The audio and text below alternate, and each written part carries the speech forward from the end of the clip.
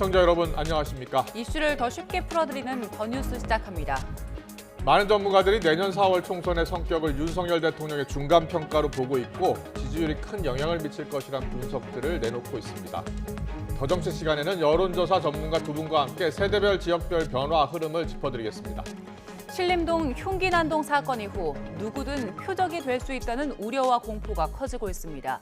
특히 범행 동영상까지 유포되면서 트라우마를 호소하는 시민들도 많은데요. 용의자의 범죄 심리, 또 피해 예방 대책 짚어보겠습니다. 먼저 오늘의 주요 뉴스부터 보시겠습니다. 오송 지하차도 침수 사고와 관련해 검찰이 충북경찰과 소방, 청주시 등 10곳에 대해 전방위 압수수색에 들어갔습니다. 국무조정실은 충청북도와 행복청 관계자 등 12명을 검찰에 추가로 수사 의뢰했습니다. 호남 지역에 이틀 동안 많은 비가 쏟아지면서 지하주차장과 도로 침수 피해가 잇따랐습니다. 광주 황룡강에는 홍수주의보가 내려지면서 주민들이 대피하기도 했습니다. 한여름에도 독감 환자가 늘면서 독감 유행주의보가 10개월 넘게 유지되고 있습니다. 코로나19 환자도 지난주 하루 평균 2만 8천 명을 기록하며 3주 연속 증가세입니다. 숨진 초등학교 교사 사건의 진상 규명을 위해 교육당국이 나흘간의 합동조사에 들어갔습니다. 윤석열 대통령은 교권을 침해하는 불합리한 자치조례 개정을 주문했습니다. 서울 신림동 흉기 난동 피의자 조모 씨의 신상 공개 여부가 모레 결정됩니다. 조 씨의 범행으로 숨진 20대 남성의 유가족은 조 씨를 사형에 처해달라는 청원을 올렸습니다.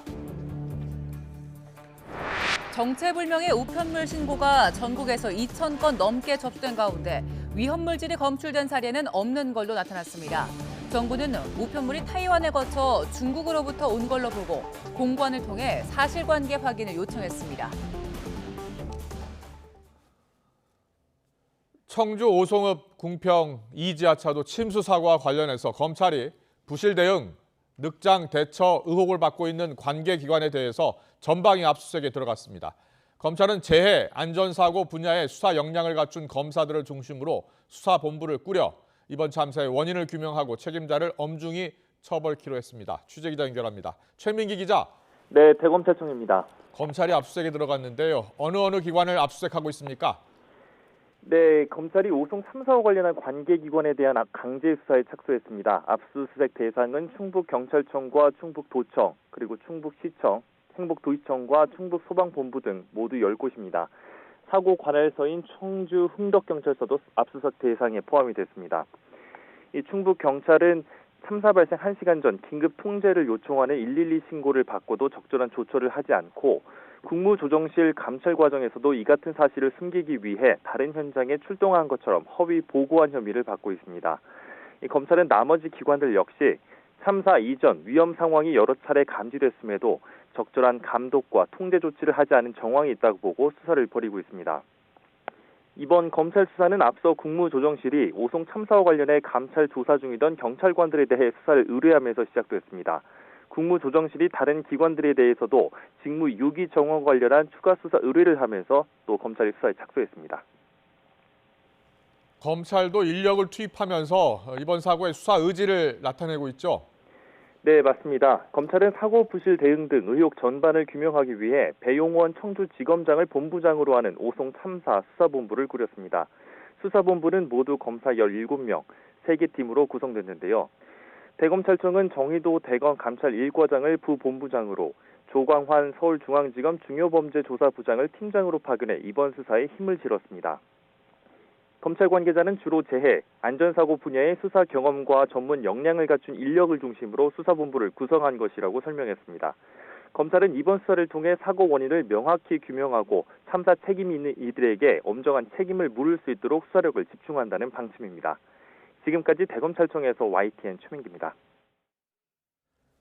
국무조정실은 충북 오송 궁평 2지하차도 참사와 관련해 충청북도 본부와 도로관리사업소, 행정중심 복합도시 건설청 관계자 등을 검찰에 추가로 수사 의뢰했습니다. 참사 당시 교통통제와 미호강 제방공사에 대한 감독을 게을리했다는 혐의가 있다고 판단했습니다. 취재기자 연결합니다. 박규환 기자. 네, 정치부입니다. 네, 국조실이 오송 참사와 관련해서 수사 의뢰하는 것은 이번이 두 번째인데요. 어떤 내용입니까? 네, 국무조정실이 충북 오송 궁평 지하차도 참사와 관련해 수사 의뢰한 건 모두 12명입니다. 충청북도 본부 관계자 2명과 도로관리사업소 3명, 행복청 전현직 직원 7명입니다. 국무조정실은 오송 참사 원인에 대한 감찰을 진행하던 중 이들에게 중대한 직무유기 혐의가 발견됐다고 밝혔습니다. 국무조정실 관계자는 YTN과 통화해서 충북도청과 도로관리사업소 모두 아침 7시쯤 미호강 수위가 도로 통제 기준에 도달했는데도 제때 모니터링하지 않고 통제도 하지 않은 것으로 파악됐다고 말했습니다. 또 행복청의 경우 미호강 임시제방공사와 관련해 시공사가 높이나 크기 등 임시제방 설치 계획을 지키지 않았고 행복청이 이를 제대로 감독하지 않은 책임이 있다고 지적했습니다. 앞서 충청북도나 행복청 모두 교통통제와 관리감독의 의무를 다했다며 책임을 부인해 왔는데요. 공이 검찰로 넘어간 만큼 이후 구체적인 혐의가 드러날지는 조금 더 지켜봐야 할 것으로 보입니다. 국조실은 앞서 지난 21일에는 경찰관 6명을 검찰에 수사 의뢰했습니다. 112 신고 사건 처리 과정에서 과오를 범했고 사고 발생 뒤 총리실에 허위 보고를 했다는 거였습니다. 지난 17일부터 진행된 국무조정실의 감찰은 이르면 이번 주 마무리될 것으로 보이는데요. 관련 기관에 대한 추가 수사 의뢰 가능성도 남아 있습니다. 지금까지 정치부에서 YTN 박견입니다. 호남에는 이틀간 많은 비가 쏟아졌습니다. 아파트 지하주차장과 도로, 상가가 잠기는 등 피해가 잇따랐습니다. 취재기자 연결해서 자세한 이야기 들어보겠습니다. 나현우 기자. 네, 광주 전남 취재본부입니다. 네, 광주와 전남의 많게는 200mm 가까운 폭우가 쏟아졌는데 지금은 어떻습니까? 네, 새벽과 아침까지 거세게 쏟아지던 비는 지금 그친 상태입니다. 광주에 내려진 호우특보는 모두 해제됐고요. 전남도 남해안 9개 시군에만 호우주의보가 내려져 있는 상태입니다. 오늘 자정부터 전남 한평에 204mm, 신안에 194mm에 달하는 많은 비가 쏟아졌고요. 광주 북구도 176mm에 달하는 이 비가 내렸습니다. 한꺼번에 많은 비가 내리면서 광주광역시 황령강 장록교 일대는 새벽 1시 40분부터 홍수주의보가 내려졌는데요. 한때 홍수 경보 수준인 6.5m를 위협하다가 지금은 다행히 수위가 5.3m까지 내려갔습니다. 통제됐던 다리와 주변 지하차도도 지금은 통행이 재개된 모습입니다. 혹시나 모를 피해에 대비해 이 장록교 북은 총 81세대 123명이 광주 광산구청과 인근 행정복지센터로 대피를 마친 상태입니다. 광주와 전남에서는 200여 건에 달하는 호우 피해 신고가 접수됐습니다. 광주 동구에서는 빈 상가 건물 벽체가 무너졌다는 신고가 접수됐는데요. 다행히 상가 안에 사람이 없어서 인명피해는 발생하지 않았습니다. 광주 광산구 하남산단 6번 도로에서는 차량 2대가 침수돼 인명구조가 완료됐습니다. 전남 목포에서는 아파트 단지 지하주차장이, 영암에서는 상가 10개 동이 빗물에 침수되는 피해가 났습니다. 또 나주 다시면에 있는 국도 1호선도 침수돼 통제가 이루어졌습니다. 아울러 한평과 신안, 영광 등 이 전남 5개 시군에서 1290헥타르 농경지가 침수된 것으로 집계됐습니다. 광주광역시는 전 직원을 이 비상소집을 발령해서 시청 근무가 아닌 소관시설 자체 점검과 호우 피해 지역으로 나눠 현장 근무하도록 조처했습니다. 지금까지 광주 전남 취재본부에서 YTN 나연호입니다. 서울은 장마가 소강 상태지만 남부에는 내일까지 장맛비가 이어지겠습니다. 이후 날씨의 변수는 태풍의 움직임이 될 걸로 보이는데요. 자세한 날씨는 기상캐스터 연결해서 알아봅니다. 윤수빈 캐스터. 네, 상암동 야외 스튜디오에 나와 있습니다. 네, 지금 서울은 날씨가 좋아 보이네요. 네, 그렇습니다. 서울은 보시는 것처럼 구름 사이로 볕이 강하게 내리쬐면서 기온을 빠르게 끌어올리고 있습니다. 현재 서울 기온은 30도 안팎까지 올라 후텁지근한데요. 하지만 남부지방은 여전히 장마 전선의 영향을 받고 있습니다. 특히 남해안 지역을 중심으로 강한 비가 집중되고 있는데요. 현재 레이더 화면을 보시면 붉은색의 강한 비구름이 제주도와 전남, 경남, 경계 부근에 분포하고 있습니다. 이 지역에는 시간당 20에서 40mm의 장대비가 내리고 있는데요. 내일까지 남부지방에서는 이렇게 비가 강해졌다 약해지기를 반복하겠습니다. 추가적인 피해가 발생하지 않도록 계속해서 주의를 기울여 주시기 바랍니다. 예상되는 비의 양은 남부지방에 최고 120mm가 되겠고요. 중부지방에도 소낙성 비가 5에서 60mm 정도 내리겠습니다. 네, 이번 장마가 끝나는 시점은 태풍이 변수가 될 걸로 보인다고요? 네, 그렇습니다. 이번 장마는 쉽게 끝나지 않을 가능성이 큽니다. 현재 북상 중인 제5호 태풍 독수리가 변수가 될 것으로 보이는데요. 우리나라가 태풍의 직접적인 영향을 받지는 않겠지만 태풍이 남긴 수증기가 장마 전선과 연결되면서 주후반 중부지방에 강한 비를 뿌릴 가능성이 있습니다. 또 다른 변수는 뒤이어 발생해 북상할 것으로 보이는 6호 태풍 카눈입니다. 만일 태풍이 발생한다면 한반도 주변까지 올라올 가능성이 있는데요. 따라서 이 태풍의 움직임에 따라 이번 장마의 종료 시기가 결정될 전망입니다. 최근 강하고 많은 비가 자주 내리면서 이미 지반이 무척 약해져 있습니다. 산사태나 저지대 침수 등 추가적인 피해가 발생하지 않도록 계속해서 주의를 기울여 주시기 바랍니다. 지금까지 서울 상암동 야외 스튜디오에서 YTN 윤수빈입니다.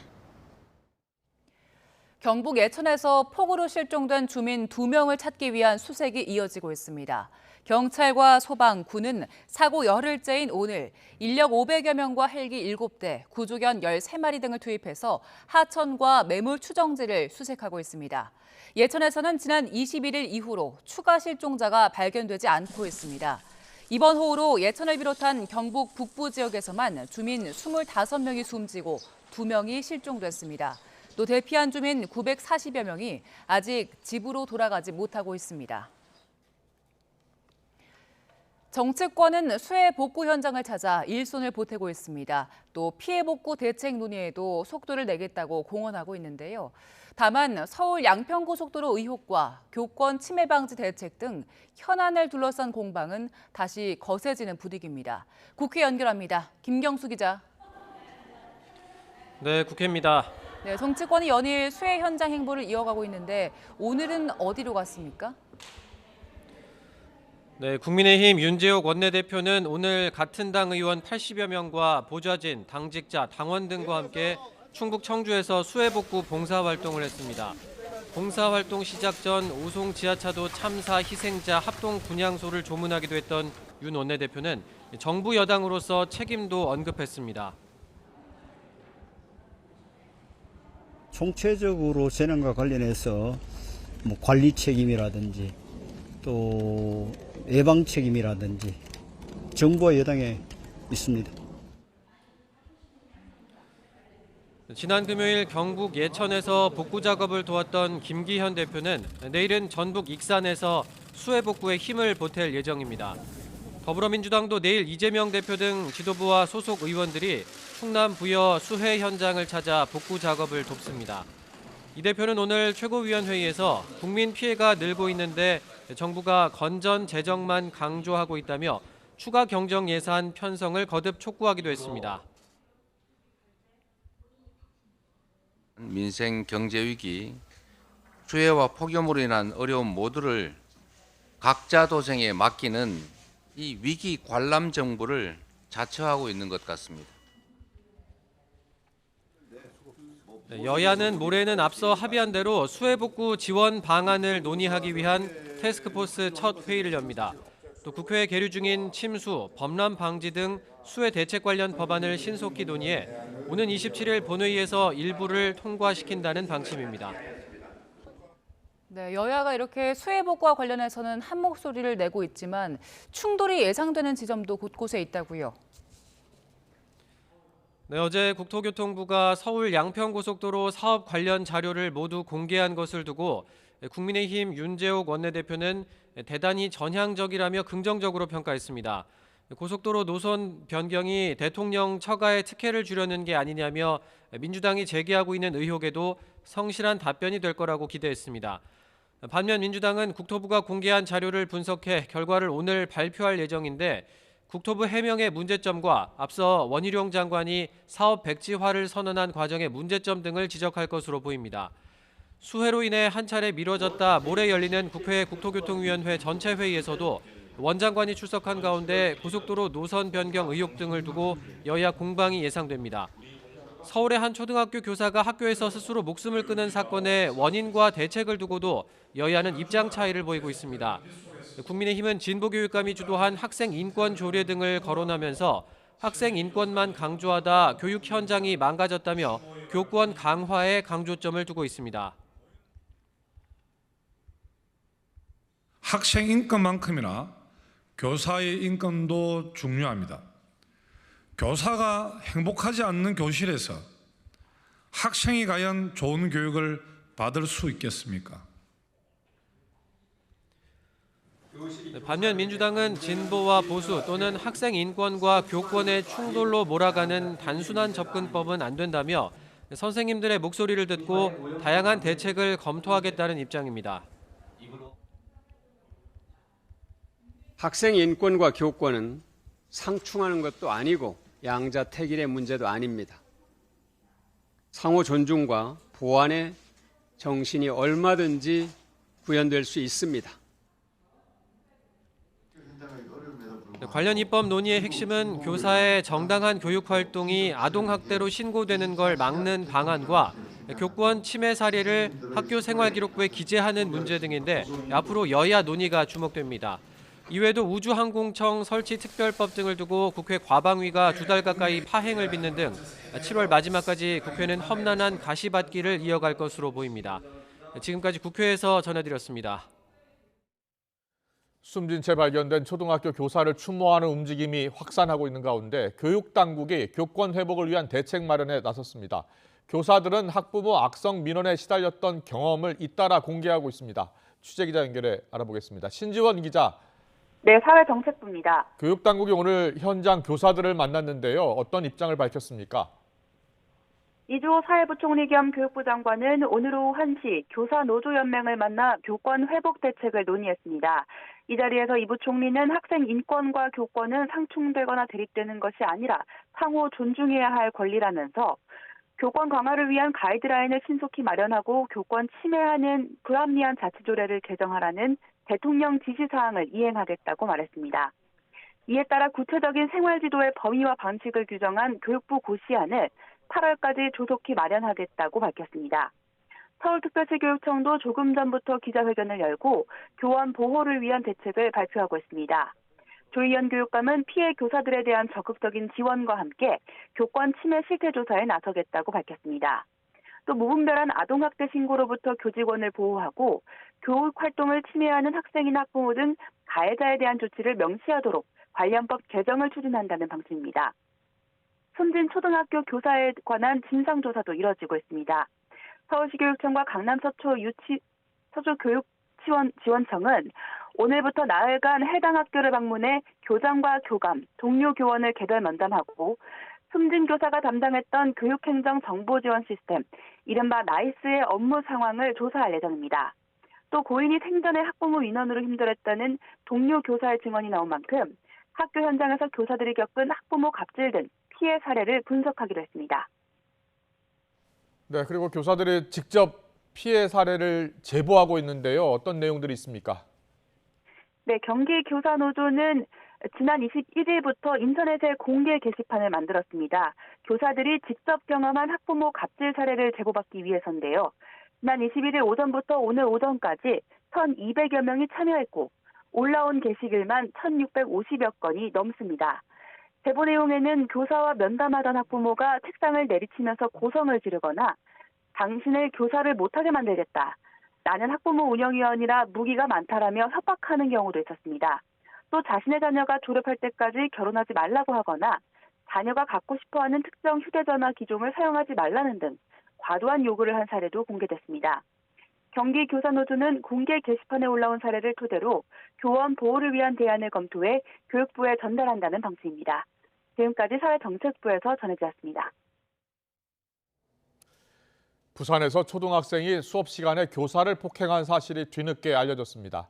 부산시 교육청은 지난달 12일 한 초등학교 3학년 교실에서 A군이 교사를 폭행하는 사건이 발생해 정확한 경위를 확인하고 있다고 밝혔습니다.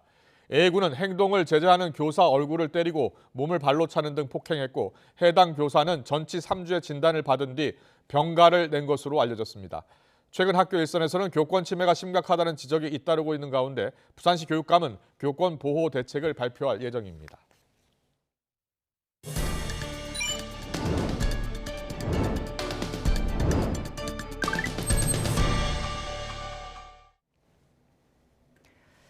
수상한 소포가 전국 각지로 발송되면서 공포가 확산하고 있습니다.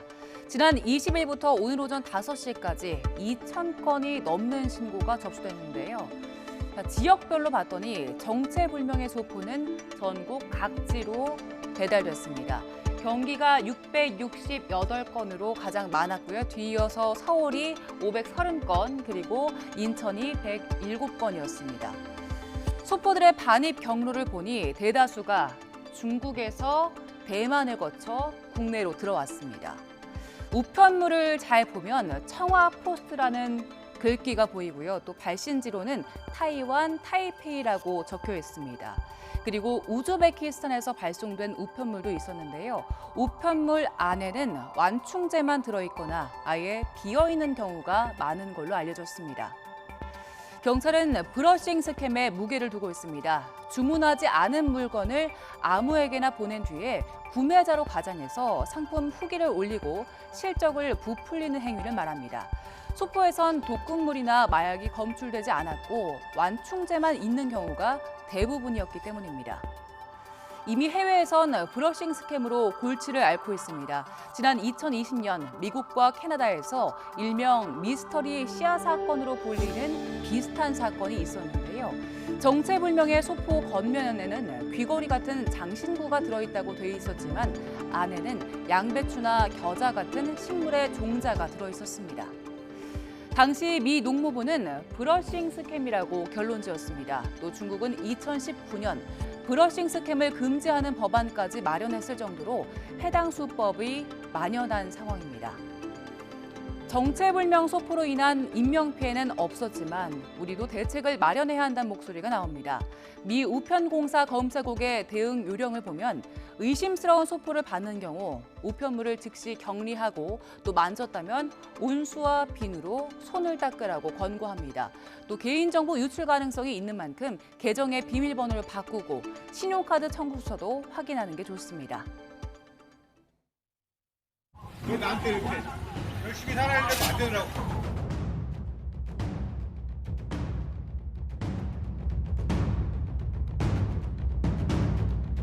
예전부터 너무 안 좋은 상황에 있었던 게 제가 너무 잘못한 일인 것 같아요.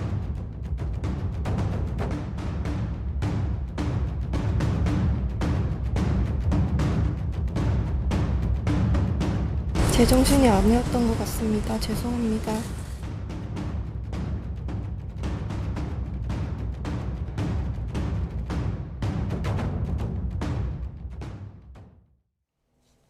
경찰이 서울 신림동에서 흉기 난동을 벌인 30대 남성의 신상 공개 여부를 모레 결정합니다. 피해자 유가족은 피의자를 엄벌해야 한다고 국민동의 청원을 올렸습니다. 취재 기자 연결합니다. 우종훈 기자. 네, 사회부입니다. 네, 경찰이 서울 신림동 흉기 난동범의 신상 공개 여부를 논의하기로 했죠? 네, 피의자 조모 씨는 모르는 사람을 상대로 흉기를 휘둘러 한 명을 살해하고 3명을 다치게 했습니다. 경찰은 조 씨의 범행이 잔인하고 중대한 피해로 이어졌다고 보고 모레 신상공개 심의위원회를 열기로 했습니다. 여기서 조 씨의 얼굴과 실명, 나이를 공개할지가 결정될 예정입니다. 조 씨의 거주지는 인천인데요. 조 씨는 지난 21일 사람이 많은 곳이라서 일부러 서울 신림동을 찾았다고 진술했습니다. 다만 경찰은 조 씨의 진술이 일관되지 않다고 봐서 구체적인 행적을 밝히려면 추가 확인이 필요하다는 입장입니다. 실제로 조 씨는 체포 직후 마약성 진통제 펜타닐을 복용했다고 진술했는데 마약 간이시약 검사에서는 음성이 나오기도 했습니다. 또 조 씨의 신병을 확보한 만큼 앞으로 사이코패스 검사를 진행해 범행 동기를 더 조사하겠다고 밝혔습니다. 어제 구속 전 피의자 신문을 받기 위해 법원에 도착하면서 조 씨가 취재진에게 한 말 들어보겠습니다. 예전부터 너무 안 좋은 상황에 있었던 게 제가 너무 잘못한 일인 것 같습니다. 어떤 안 좋은 상황인지 한번 말해주세요. 아니, 저는 그냥 쓸모없는 사람이 죄송합니다.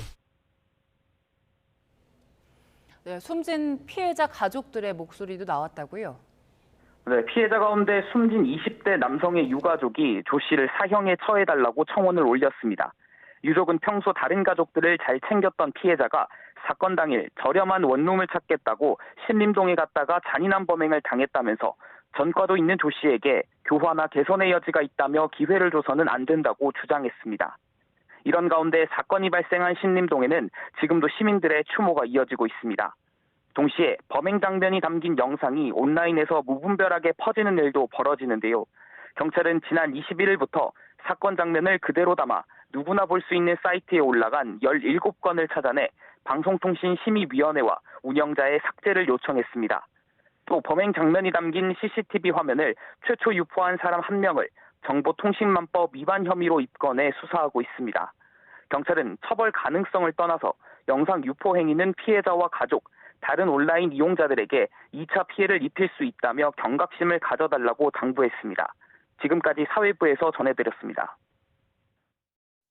네, 이번 신림동 흉기난동 사건이 충격적인 것은 누구나 당할 수도 있는 그런 사건, 그리고 또 대낮에 벌어진 범죄였기 때문입니다. 네, 예방할 방법도 딱히 없어서 비슷한 범죄를 막는 일부터 시급하다는 지적이 나옵니다. 관련해서 배상훈 우석대학교 경찰학과 교수와 짚어보겠습니다. 어서 오세요. 어서 오십시오. 안녕하세요. 지난주 금요일에 발생한 사건입니다. 그 사건을 잠깐 분석도 해주셨는데 일단 먼저 흉기난동범 신상공개 여부 모레 결정한다고 하거든요. 신상 공개가 되겠죠? 어떻게 보세요? 예, 특강법상의 8조 2항에 범행수법이 잔인하고 증거가 명확하고 범죄 예방에 효과가 있을 경우에는 분명히 공개할 수 있다고 하는데 이 정도라고 하면 충분히 공개가 가능할 거라고 봅니다. 물론 이제 기준이 조금 들락날락해서 그렇지만은 이 정도 본인이 분명히 인정을 한 사항인데 걱정은 그런 겁니다. 오히려 이 사람이 이걸 가지고 일종의 어떤 정당성을 주장할 때, 그러니까 말하자면 사회에 대한 불만이라든가 이런 거를 언론 앞에서 공개적으로 하면서 할 때 피해자들, 지금 뭐 많이 다치신 피해자들이 상처를 받고 또 돌아가신 분의 가족분들이 더 많은 상처를 받을까 좀 걱정은 됩니다만은 그걸 좀 균형을 좀 맞춰야 될 것 같습니다. 네. 저희가 조금 전 그 연결 통해서 보기도 했지만 조 씨가 자신의 신변을 굉장히 비관하는 발언들을 좀 했거든요. 나는 쓸모없는 사람이다, 뭐 죄송합니다 이런 얘기들을 했는데 죄송하다는 이 조 씨의 발언에 대해서 어떻게 분석하셨습니까? 우리가 정의정 사건을 봤을 때 정의정한테 질문을 했을 때 바로 답이 나옵니다. 그러니까 반성합니까? 반성합니다. 뭡니까? 죄송하죠? 죄송합니다. 라고 하는 거는 아무 의미가 없는 겁니다. 왜냐하면 일종의 반사 같은 거죠. 반향 같은 겁니다. 기계적 반향인데 이 사람 같은 경우는 약간 생각하는 느낌, 뭐 한숨도 쉬고 그런 면에서 물론 이걸 진심의 표현이다라고 그런 표현이 아니라 약간 머릿속에 가공의 요소가 들어가는 형태에 나오는 거죠. 그렇기 때문에 그 부분에 대해서는 반성을 하는 것 같습니다만 반성의 대상이 다를 수 있죠. 자신의 행위에 대한 반성, 그러니까 미안하고 죄송한 건 대상이어야 되는 거죠. 자기 주체적인 부분을 반성하는 건 그건 반성의 의미가 다르지 않습니까? 그런 부분에 대해서 생각을 좀 하는 것 같습니다. 네, 뭐 너무 힘들어서 저질렀습니다 이런 얘기를 하는 걸 두고서는 그 국민들 대상으로 이걸 동정심을 유발하는 발언이다 이런 분석도 있더라고요. 뭐 그럴 수도 있을 것 같습니다. 왜냐하면 워낙 범죄 경력이 있는 사람이기 때문에 지금 정도의 어떤 말이 상당히 어떻게 이제 들릴 것인가는 충분히 예측 가능한 부분이기 때문에 그 부분은 좀 명확히 구분을 해야 될 것 같습니다. 이번 이 범인의 범행으로 지금 1명이 숨지고 3명이 크게 다쳤잖아요.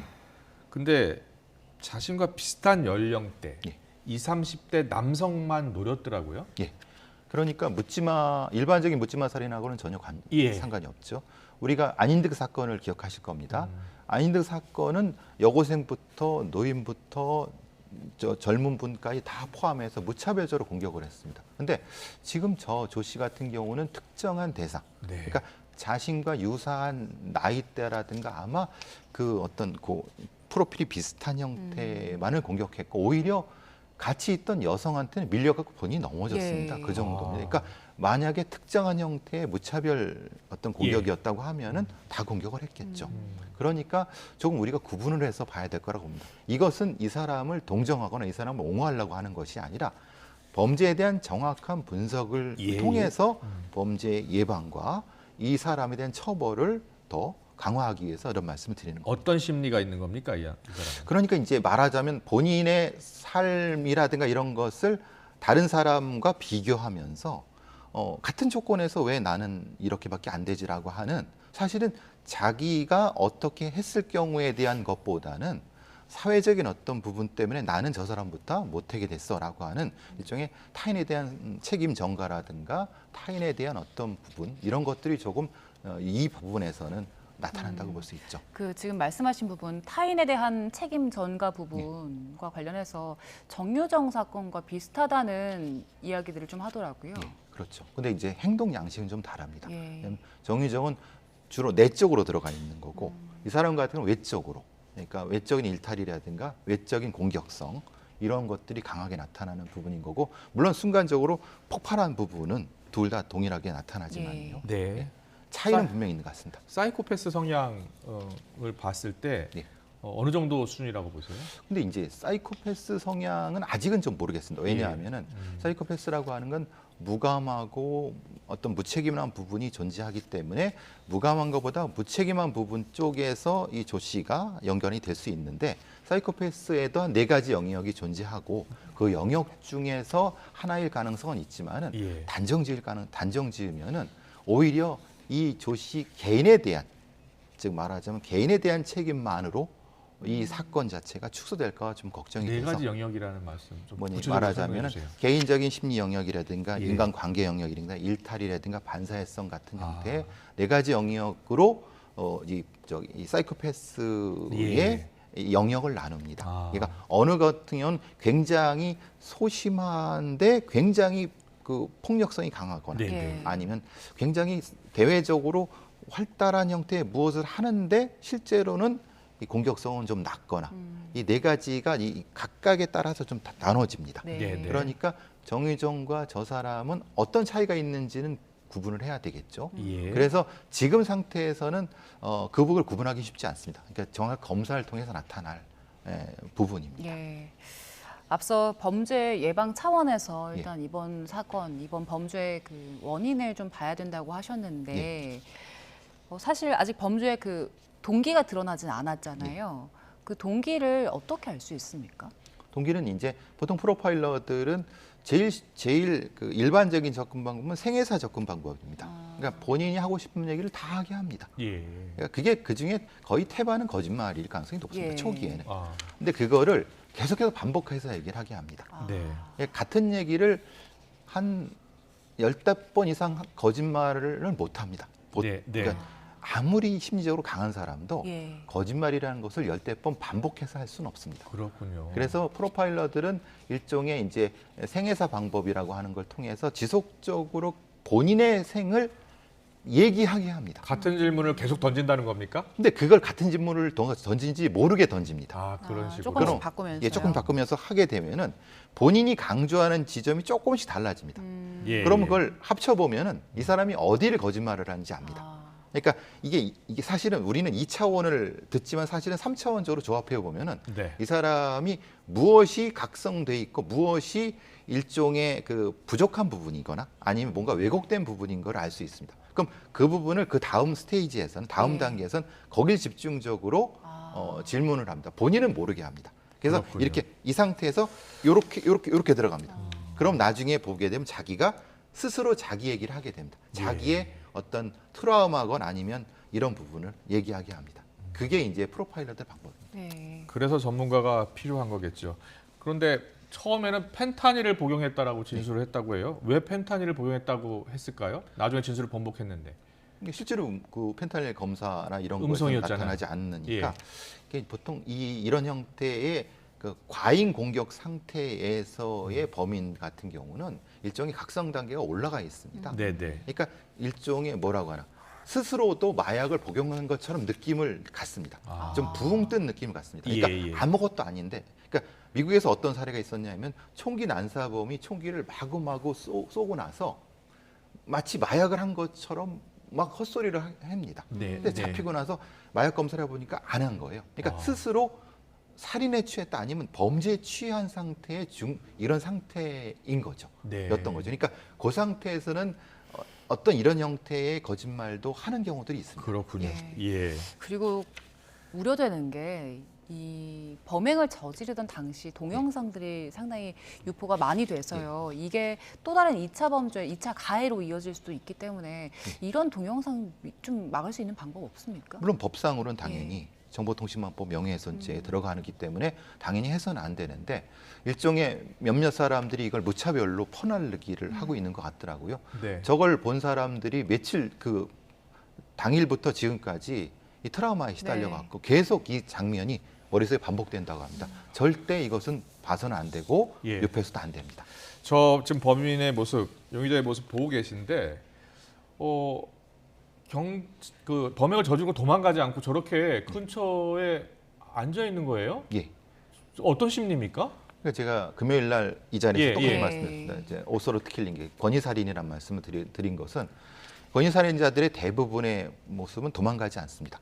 뭐냐? 일종의 법정 투쟁을 합니다. 본인들이 얘기한 법정 투쟁이라는 표현을 쓰는 거는 자신의 정당성, 이게 자기를 버린 사회에 대한 불만 같은 거라든가 내가 왜 이것을 저 사람들을 공격했는가에 대한 거를 계속 강조하기 위해서 굳이 도망가지도 않고 스스로 체포되거나 그러면서 이제 이런 방식이 반복될 수 있습니다. 그러니까 그렇게 되면은 피해자들이나 피해자 가족들은 상처를 받고 그 상처를 받는 모습 때문에 더더욱 그 행동을 하는 경우도 있습니다. 그렇군요. 네. 그리고 이번에 이 사건 보고 나서 이제 대낮이었고 사람들이 상당히 많이 다니는 신림역이었잖아요. 그래서 나한테 그런 일이 일어나면 어떻게 해야지라고 걱정하는 분들이 상당히 많더라고요. 근데 이런 경우에 미리 우리가 막을 수 있는 방법이 있습니까? 사실 신림역이라는 데가 사람들 많이 다니고 사실 안전한 장소입니다. 이런 일이 벌어질 거의 없지만은 결국은 이것은 제도적으로 어떤 공간 방어라는 개념이 작동이 안 된 거다라는 말씀을 드리고 싶은 건 뉴욕에 기마 경찰이 있습니다. 왜 기마 경찰이 있겠습니까? 그 21세기에 높이 보라는 거예요. 경찰이 있다는 걸 보라는 거예요. 하나의 경고성이군요. 경고성이죠. 그러니까 어떤 범인이 뭔가 범죄를 하려고 할 때 높은 경찰에 제복임 경찰이 있어요. 그러면 멈칫 하는 거죠. 지켜보고 있고. 그걸 이제 공간 방어라는 개념을 씁니다. 그러니까 치안 정책에서 공간 방어라는 개념을 쓰기 때문에 그걸 곳곳에 배치하는 거고. 그래서 도보 순찰도 필요하지만은 보이는 형태의 어떤 공간 방어가 필요한 부분도 있고 개인 차원에서는 당연하게도 이런 어떤 소란이 벌어졌을 때는 피할 수 있는 방법들이라든가 이런 것들이 사실 중요할 수 있습니다. 근데 이번 같은 경우 어떤 여성분이 다행히도 이제 이 범인을 밀어갖고 그 쓰러진 남성을 구해했다고 하는 건데 사실 조금 위험한 행동일 수 있습니다. 그런데 다만 은폐물, 말하자면 지형지물 같은 거 있지 않습니까? 뭐 쓰레기통이라든가 아니면 뭐 전봇대나 이런 지형지물을 이용하시거나 아니면 건물 안으로 피하시거나 절대 맞서면 안 됩니다. 그건 맞서서 이 정도의 위험한 범죄자를 맞서서 이길 수는 없습니다. 저런 공포스러운 상황에 맞닥뜨렸을 때 어떻게 행동해야 됩니까? 가장 먼저는 침착한 겁니다. 왜냐 흥분해서 아니면 당황해서 뒤로 도망갈 때 가장 위험한 건 넘어지는 겁니다. 그러니까 자기가 자기도 모르는 통제가 안 돼서 넘어지면 위험한, 그러니까 지금 피해자분들도 사실 그런 경우가 있어갖고 안타깝지만은 이게 가장 첫 번째 부분이고 또 하나는 주변에 도움을 청하는 겁니다. 주변에 도움을 청해서 소리라도 같이 질러주면 소리를 같이 지른다. 그렇죠. 그러면 이 겁을 먹고 약간 위축되는 부분이 있거든요. 그래서 보통 이런 심리적으로는 어떻게 했냐면 도와주세요라고 얘기를 하면 안 되고 거기 아저씨 도와주세요. 지목을 딱 해서. 왜냐하면 이게 군중 심리에서 특정해서 저기 분명히 사람이 있을 겁니다. 그리고 옆에 있는 분들이 같이 소리를 질러주고. 그렇죠. 소리도 질러갖고 왜 그래 그러지 마세요. 뭐 이런 형태로 하면 소리가 울림 현상이 있기 때문에 이 범인은 어느 쪽을 공격할지 모르는 상태죠. 이게 우리가 보통 그 맹수를 포획할 때 쓰는 방법 아니겠습니까? 똑같습니다. 이 심리적인 것은. 그 호신용품을 구입하는 경우가 굉장히 많이 늘었더라고요. 근데 호신용품이 이런 경우에 도움이 되긴 합니까? 도움이 되는 건 본인이 잘 쓸 수 있으면 됩니다. 근데 이런 경우가 생깁니다. 호신용품이라고 3단봉이라고 이런 거를 후춧가루를 샀는데 쓸 줄 몰라갖고 심리적 부동 현상이 나타납니다. 그러니까 실제로 쓰려고 하면 얼어붙어 버립니다. 그럼 그게 그건 범인한테 손이 들어갑니다. 그러니까 호신용품이 중요한 건데 그거는 뭐냐면 자기가 충분히 연습해서 쓸 수 있을 정도라고 하면 되는 겁니다. 근데 그것만 사두고 연습을 안 하고 이건 아무 소용이 없습니다. 그렇군요. 또 이제 국가 차원의 대책을 좀 여쭤보고 싶은데 2010년에 신정동 오탁방 살인 사건 그때 보면 그 범인이 자신은 불행한데 어떤 가족의 행복한 웃음소리가 들리자 화가 치밀어서 흉기를 휘두른 거예요. 그러면서 이런 범죄를 막기 위한 어떤 그 사회적 테러 관리가 필요하다 이런 이야기가 있거든요. 어떤 관리가 필요할 것 같습니까? 그때도 그랬고 아인드 사건 때도 그랬고 계속 똑같은 건 반복되고 있죠. 이걸 저희 영어로 죄송합니다. 엔타이틀먼트라는 개념을 씁니다. 네. 뭐냐면 대리. 그러니까 그 목소리가 마치 나를 비웃는 것 같은 느낌을 드는 거. 사실은 그 사람인 건 사람 목소리가 아니었고 TV에서 나온 목소리였습니다. 그랬군요. 그렇죠. 그 사건도 그랬고 아인드 사건에서 그렇습니다. 자기를 비웃고 비난하는 것 같다. 누구도 그런 적이 없었습니다. 지금 이 사건 같은 경우도 사실은 그 피해자들은 아무런 행동을 한 적도 없고 그냥 지나가는 사람이었습니다. 근데 그 사람이 느끼기에 그러니까 일종의 대리 폭력이죠. 대리적인 느낌을 갖는 겁니다.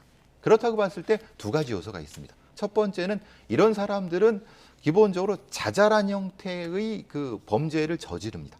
반복해서. 그러니까 일종의 재범 관리가 필요한 부분인 거고요. 재범 관리가 그리고 필요하다. 이 재범 관리와 연결됐을 때 이게 보통의 정신적인 스트레스와 연결되기 때문에 서울의 구마다 정신보건센터가 있습니다. 분명히 있으면서도 사실 안 쓰는 거거든요. 그러니까 재범 방지 프로그램과 정신보건센터가 통합된 형태의 일정 정도 스트레스가 이상의 상태의 사람들을 심리적으로 관리할 수 있는 시스템.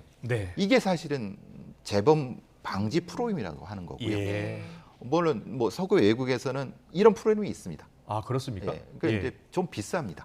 해외에서도 이런 비슷한 사건들이 많이 일어나잖아요. 많이 일어나죠. 왜냐하면 어떤 이게 대책을 마련해 놓고 있는 거예요? 재범 방지 프로그램에서 외로운 늑대들을 관리하는 거죠. 이거 외로운 늑대라고 하지 않습니까? 그러니까 사회적 불만을 가지고 있는데 무기를 가지고 그것을 일반 대중한테 그걸 해소하는. 그렇기 때문에 재범 방지 프로그램이라는 거 하는 것은 굉장히 포괄적입니다. 그러니까 수용자 관리 프로그램, 수용 이후에 심리 관리 프로그램, 직업 관리 프로그램부터 시작해 갖고 그것은 소년범 단계부터 꾸준히 누적되어 와야 됩니다. 그렇군요. 지금 이 범인 같은 경우도 소년범 단계부터 10몇 범 이상씩 하고 성인 때도 하고 그러면 국가는 이 사람의 위험성이 높아질 동안 뭐 했냐 이 말입니다. 그럼 법무부 범죄예방국에서 이 사람에 대한 관리는 돼 있었느냐? 사실은 데이터도 없는 상태라고 하는 거죠. 장관께서는 거기 와서 추문을 하시지만 정확히 무슨 대책을 내놓을 것인가를 말씀을 하셔야지 장관이 시민은 아니지 않습니까? 대안을 내셔야죠. 그러니까 이 부분이 사실은 우리가 비어있는 공간이다. 말씀하신 것처럼 2010년도부터 이런 일이 벌어졌는데 사실은 대안은 없는 거 아닙니까? 그렇군요. 알겠습니다. 국가의 책무가 국민의 생명, 안전, 재산을 다 지켜주는 건데요. 여러 전문가들의 의견도 수렴해서 이번에는 꼭 필요한 대책을 세워야 될 것 같습니다. 배상훈 우석대학교 경찰학과 교수와 짚어봤습니다. 잘 들었습니다. 고맙습니다.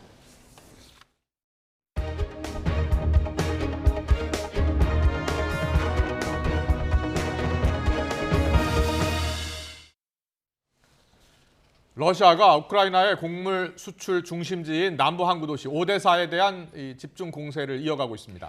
200년이 넘는 역사를 지닌 성당도 크게 파손됐는데 러시아 푸틴 대통령은 우크라이나의 대반격은 실패했다고 규정했습니다.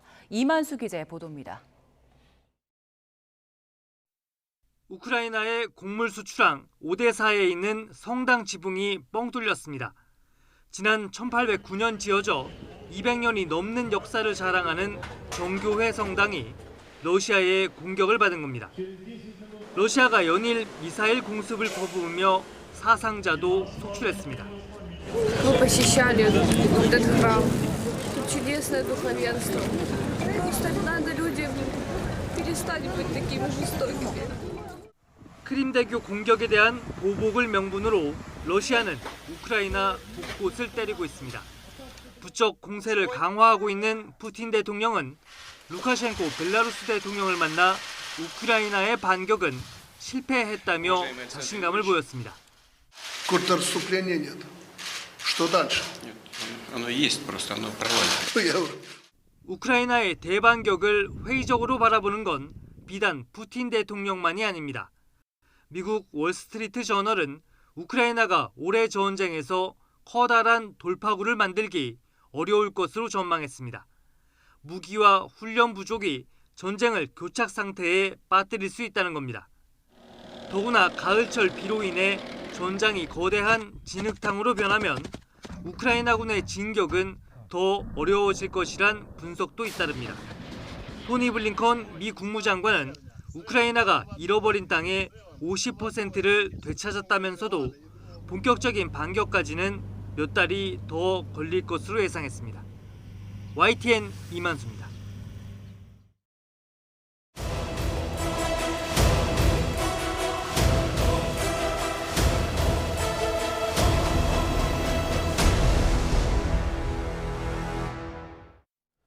네, 6.25 전쟁 정전 70주년, 여전히 가족의 품으로 돌아오지 못한 국군 전사자가 많습니다. 지금까지 발굴된 유해 중 불과 1.9% 남짓만 신원이 확인된 건데요. 가족을 찾기 위한 노력은 계속되고 있습니다. 임성재 기자의 보도입니다.